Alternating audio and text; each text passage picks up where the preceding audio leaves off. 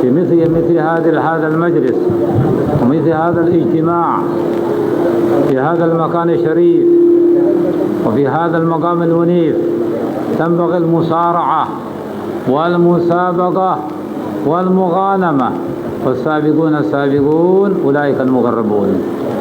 قال أهل العلم عند يكون قرب الإنسان يوم القيامة من الله تبارك وتعالى ويكون سرعته في المرور على الصراط، يكون ذلك على حسب مسارعتهم ومسابقتهم إلى مجالس الخير، إلى مجالس العلم، إلى مجالس الدعوة، إلى مجالس العلماء.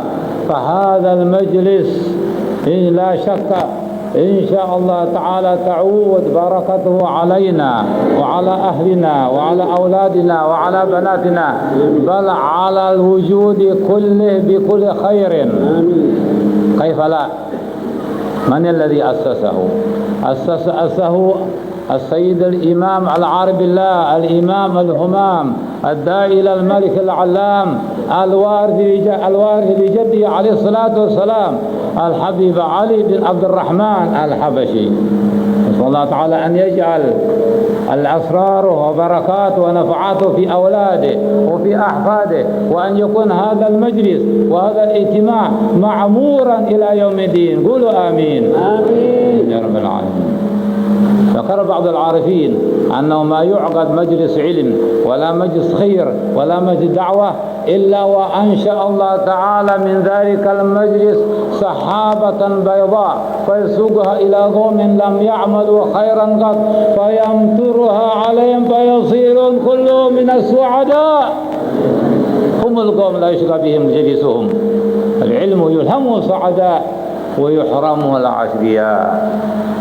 ما خلق الله تعالى الخلق إلا ليعرفوه وليعبدوه، ولكن مفتاح المعرفة ومن مفتاح العبادة هو العلم. لقد بعث الله تعالى الرسل بالشرائع إلى الناس ليعلموهم ويرشدوهم ويبلغوهم، ثم خلفهم بعد ذلك العلماء، فهم خلفاء الرسل وهم نواب الرسل، فتقربوا إليهم وتعلموا منهم، ثم علموا أولادكم وأهلكم وجيرانكم وأصحابكم والمتعلقين بجنابكم، علموهم وأرشدوهم وبلغوهم. لأن الإنسان إذا قصر في ذلك سوف يتعلقون بيوم القيامة وسوف يوقفون بين يدي الله فيقولون هذا يا ربنا لم يعلمنا ولم يفقهنا ولم يعذبنا، فيقتص الله تعالى منه فيصيرون خصماء يوم القيامة، صداقة في الدنيا وعذاب يوم القيامة. ولهذا يقول الله تعالى الذين آمنوا إن من أزواجكم وأولادكم عدوا لكم فاحذروهم. وقال عليه الصلاة والسلام كلكم راع وكلكم مسؤول عن رعيته.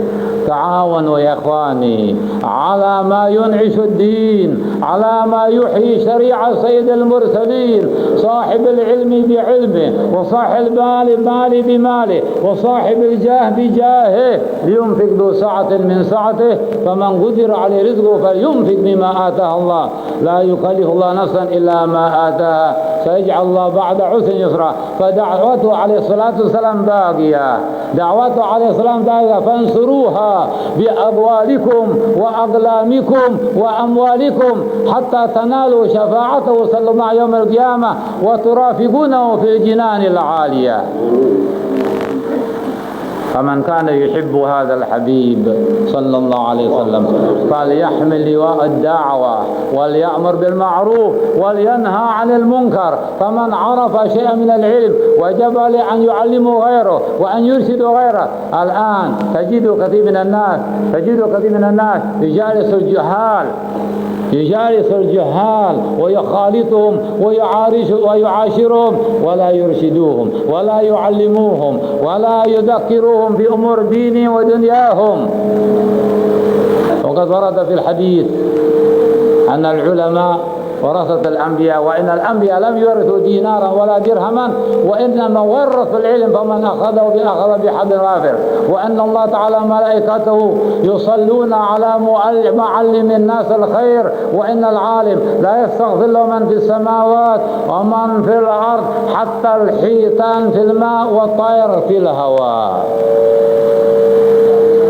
الدين الإسلامي قائم على أساس العلم والمعرفة، فلا ينبغي للمسلم أن يبقى بعيدا عن نور العلم، فإن العلم نور والإسلام نور والقرآن نور، يهدي الله لنوره من يشاء، ومن لم يجعل له نورا فما له من نور.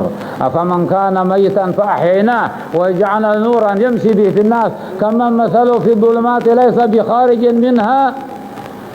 العلم نور والجهل نار، الجهل نار لدين المرء يحرقه، والعلم ماء لتلك النار يطفيها. فيجب على كل أحد أن يأخذ وأن يقتبس من هذا الميراث النبوي، فإن العلماء ورثة الأنبياء كما قلنا لكم، أن يقتبس من هذا الميراث النبوي. مرة من المرات سيدنا إمام أبو هريرة الصحابي الجليل دخل إلى السوق، وجد أهل السوق في بيعهم وفي شرائهم وفي غفلتهم، فناداهم: يا أهل السوق أنتم ها هنا وميراث رسول الله صلى الله عليه وسلم يقسم في السوق في المسجد. فتركوا أسواقهم وذهبوا إلى المسجد، فلم يروا إلا رجلا يقرأ القرآن أو يصلي أو يتعلم أو يعلم، فرجعوا إلى أبي هريرة فقال: يا أبا هريرة كذبت علينا، ماذا رأيتم؟ رأينا كذا وكذا. فقال أبو هريرة: هذا هو ميراث رسول الله صلى الله عليه وسلم، وإني سمعت رسول يقول: العلماء ورثة الأنبياء، وإن الأنبياء لم يورثوا دينارا ولا درهما، وإنما ورثوا العلم فمن أخذ بحبل وافر.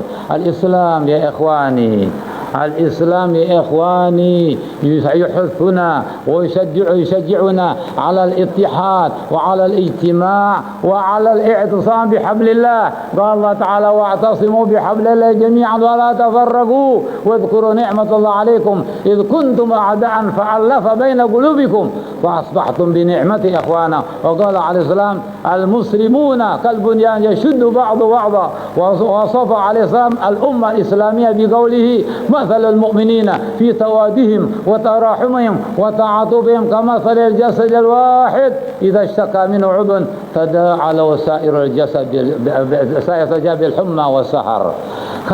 يا إخواني كانت الأمة الجاهلية بدوية متفرقة مختلفة،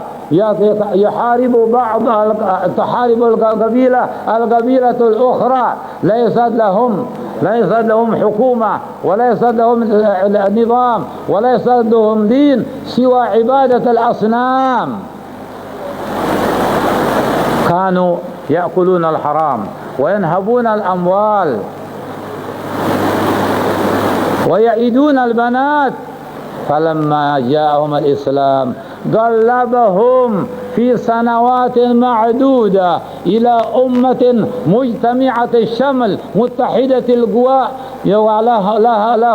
لها حكومة يرأسها رسول الله صلى الله عليه وسلم، ثم خلفاء الراشدون، ثم من بعدهم التابعين الأئمة، من بعدهم الأئمة المهتدون، ثم الأبطال الفاتحون كأمثال الإمام عمر بن الخطاب والإمام علي بن أبي طالب والإمام خالد بن الوليد والإمام سعد بن أبي وقاص والإمام قتيبة بن مسلم والإمام طارق بن زياد وغيرهم. وانتشر الإسلام وعمت حضارته أكثر المعمورة في أنحاء العالم، فأصبح المسلمون هم أسياد العالم. ولكن لما حصل تفرق بين المسلمين واختلفت كلمتهم وضعفت عقيدتهم الإسلامية ونبذوا أوامر الإسلام وتعاليمه وأخلاقه، تبدل عزهم إلى ذل ونعيمهم إلى بوس، واستعمرتهم البلاد الأجنبية وصرنا الآن على حالة التي نحن عليها. نسأل الله تعالى أن ينصر الإسلام والمسلمين وأن يعز الإسلام والمسلمين وأن يصلح من في صلاح الإسلام والمسلمين ويهلك ويدمن من في هلاك صلاح الإسلام والمسلمين وأن يصلح أمور المسلمين وأن يولي عليهم خيارهم ويصرف عنهم شرارهم وأن يجمع كلمتهم وأن ينصرهم على أعدائهم وأن يجعل آخر كلامنا من الدنيا لا إله إلا الله وأن يحققنا بحقائقها ودقائقها ورقائقها وأن يلزمنا طرائقها وأن يحيينا عليها ميتنا عليها بعثنا عليه من الآمنين الذي لا يخافون عليهم ولا يحزنون بفضلك الله العالمين آمين. السلام عليكم ورحمة الله وبركاته. Masyarul habaib kiram al hadirin al muhtaramin, tadi telah kita dengarkan bersama mawaid dari tamu kita yang datang dari kota Madinatul Munawwarah, Al Habib Zain bin Ibrahim bin Sumit. Beliau setelah mengucapkan alhamdulillah basmalah walhamdulillah dan salawat kepada Rasul sallallahu alaihi wasallam, beliau menganjurkan agar kita selalu bergegas, selalu berusaha untuk mendekatkan diri kita kepada Allah, menegakkan agama Islam ini dan mempelajarinya secara sungguh-sungguh. Masyarul hadirin rahimakumullah, dengan jalan inilah mendekatkan diri kepada Allah Subhanahu wa taala, orang akan mendapatkan kebahagiaan di akhirat kelak. Mendekatkan diri, berlomba-lomba untuk menegakkan agama Allah ini dan mendekatkan diri kepada Allah Subhanahu wa taala akan memberikan satu kedudukan kelak di akhirat nanti. Masyarul hadirin rahimakumullah, cara kita bermusabaqah ini akan membawakan keberkahan untuk kita. Apabila kita bermusabaqah, keberkahan akan kembali kepada kita sekalian. Ma'asyiral hadirin rahimakumullah, Islam datang dengan kebaikan-kebaikan yang diberikan kepada kita. Kemudian kita berkumpul di majlis yang mulia ini, majlis yang telah diasasi oleh Al-Habib Al-Allamah Qutb min al-Aqtab Al-Habib Ali bin Abdul Rahman Al-Habashi. Ini adalah majlis yang penuh dengan keberkahan. Lalu majlis ini diisi dengan asrar, keberkahan-keberkahan yang selalu diberikan oleh Habib Ali, dititipkan kepada anak-anaknya, lalu kepada cucu-cucunya. Dan kita pun yang berada di sini insya-Allah tidak luput dari keberkahan dan asrar tersebut. Ma'asyiral hadirin rahimakumullah. Dan insya-Allah menjadikan perkumpulan ini langkah kita untuk berkumpul lagi dalam kebaikan dan di akhirat kelak. Ma'asyiral muslimin rahimakumullah, orang yang berkumpul di majlis-majlis seperti ini adalah majlis yang baik. Orang yang berkumpul di sini la yashqa jalisuhum, orang yang tidak akan durhaka, akan sia-sia. Ma'asyiral hadirin rahimakumullah, Allah Subhanahu wa taala mengutus para rasul dengan syariat-syariat Allah Subhanahu wa taala. Kemudian para rasul itu digantikan oleh para ulama, kemudian dilanjutkan oleh orang-orang yang setelah mereka. Karena itu ilmu yang dibawakan oleh Rasul, oleh para ulama adalah ilmu yang berharga. Penting untuk kita mempelajarinya. Ajarkanlah ilmu-ilmu tersebut kepada anak keturunan kita. Berikan petunjuk-petunjuk untuk mereka sekalian. Ma'asyiral hadirin rahimakumullah. Kalau seandainya kita belum mendapatkannya, maka kita perhatikan diri kita, kita berikan petunjuk tersebut. Bagaimana kita isi agar kita menjadi orang yang mendapatkan petunjuk. Ma'asyiral muslimin rahimakumullah. Kalau kita perhatikan saat ini, banyak orang yang lalai, banyak manusia-manusia yang lalai. Nanti di akhirat pun dia akan mendapatkan kerugian. Orang yang lalai tersebut akan mendapatkan bagian di akhirat kelak. Dia akan dipertanyakan oleh Allah Subhanahu wa taala tentang anak-anaknya, tentang keluarganya, dan juga mereka akan dipertuntutkan karena sebagaimana yang diisyaratkan oleh Rasul sallallahu alaihi wasallam, kullukum ra'in wa kullukum mas'ulun an ra'iyatihi. Kamu adalah sebagai pemimpin dan setiap kepemimpinan kamu itu akan dipertanyakan oleh Allah Subhanahu wa taala kelak di akhirat. Ma'asyiral hadirin rahimakumullah, di sini juga beliau menganjurkan agar kita semuanya menyampaikan apa yang dibawa oleh Rasul sallallahu alaihi wasallam menurut kemampuan kita masing-masing. Yang memiliki harta dengan hartanya, yang memiliki ilmu dengan ilmunya, yang memiliki kemampuan, kekuatan dengan kekuatannya. Yang penting mereka berjalan melaksanakan tugas yang diperintahkan oleh Rasul sallallahu alaihi wasallam, menyampaikan apa-apa yang dibawa oleh Nabi kita Muhammad sallallahu alaihi wasallam.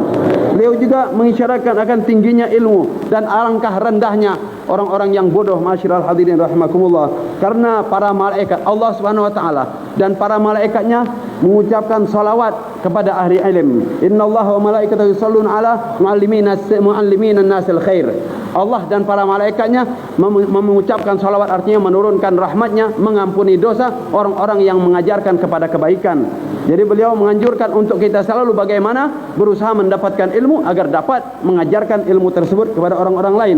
Bahkan orang yang belajar ilmu mendapatkan istighfar dari ikan-ikan yang berada di laut, burung yang terbang di udara, semuanya mereka beristighfar untuk orang-orang yang belajar ilmu pengetahuan. Ilmu itu adalah nur, ilmu cahaya, Islam juga cahaya, beliau nyatakan. Dan kebodohan adalah api yang bisa membakar dan menghapuskan, membawa kita kepada kesesatan. Kemudian ilmu akan menghapuskan dan mematikan api tersebut. Kebodohan akan musnah apabila kita memiliki ilmu. Kegelapan akan hilang apabila datangnya cahaya. Ma'asyiral hadirin rahimakumullah. Beliau membawakan sebuah cerita yang diriwayatkan dalam hadis oleh Abu Hurairah radhiyallahu anhu. Abu Hurairah pernah pergi ke pasar. Lalu beliau menyatakan, "Ayuhan nas, kenapa kamu kumpul-kumpul di pasar? Sedangkan di tengah-tengah kota Madinah lagi pembagian waris Rasul sallallahu alaihi wasallam. Ada bagi warisnya Rasul sallallahu alaihi wasallam. Kenapa kamu kumpul di sini?" Orang-orang pada bertanya-tanya, "Di mana?" "Di Masjid Nabawi ada bagi harta, bagi waris," katanya. Mereka pada bergegas menuju ke Masjid Nabawi.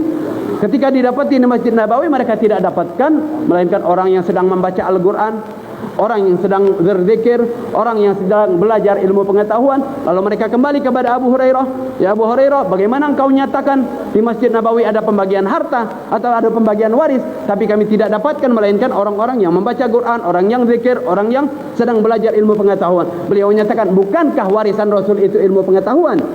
Bukankah warisan Rasul itu adalah ilmu pengetahuan?" Ma'asyiral hadirin rahimakumullah. Karena itu al ulama warathatul anbiya, wal anbiya lam yuwarithu dinaran wala dirhaman walakinnahum warathul ilm. Itu yang diwariskan oleh para anbiya. Ma'asyiral hadirin rahimakumullah. Kemudian beliau menganjurkan kita juga agar bersatu, agar kita berpegang teguh dengan syariat Allah, agar kita berpegang teguh dengan syariat Islam ini. Jangan kita bercerai-berai. Orang mukmin yang sebenarnya adalah mereka yang saling cinta, saling bersatu. Apabila seseorang dari kita mukmin yang lainnya terganggu, maka kita akan merasakan sakit daripada gangguan tersebut. Ini yang penting kita wujudkan pada jiwa kita. Ma'asyiral hadirin rahimakumullah. Dan beliau juga memperingatkan agar kita benar-benar menjaga makanan kita semuanya ini untuk kebahagiaan kita, karena waktunya yang sangat singkat dan agak buru-buru. Jadi saya mohon maaf. Walafu minkum. Wassalamualaikum warahmatullahi wabarakatuh.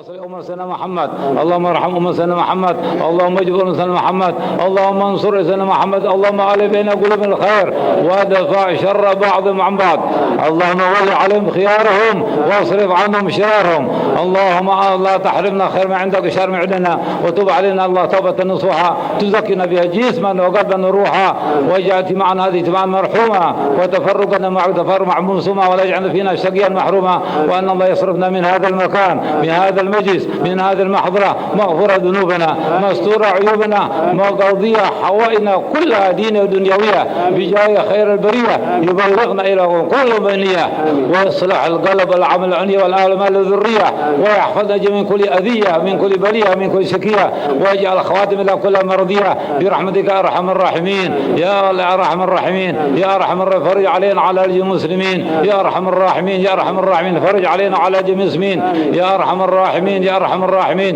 فرج علينا على جميع المسلمين فرجا عاجلا مع اللطف والعافية برحمتك يا ارحمين. وأحينا مسلمين وتوفنا مسلمين وألحقنا بصالحين.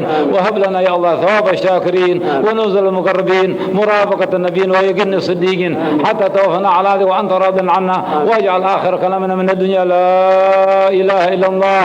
اللهم أحينا عليه حي وأمتنا عليه يميت وابعثنا عليه باعث من الآمنين لا خوف عليهم ولا هم يحزنون بفضلك اللهم يا رب العالمين. بسر الفاتحة. Hadirin dan hadirat, alhamdulillah kita telah dengar, kita didoakan begitu panjang oleh guru kita Al-Alama Al-Habib Zain bin Ibrahim bin Smith.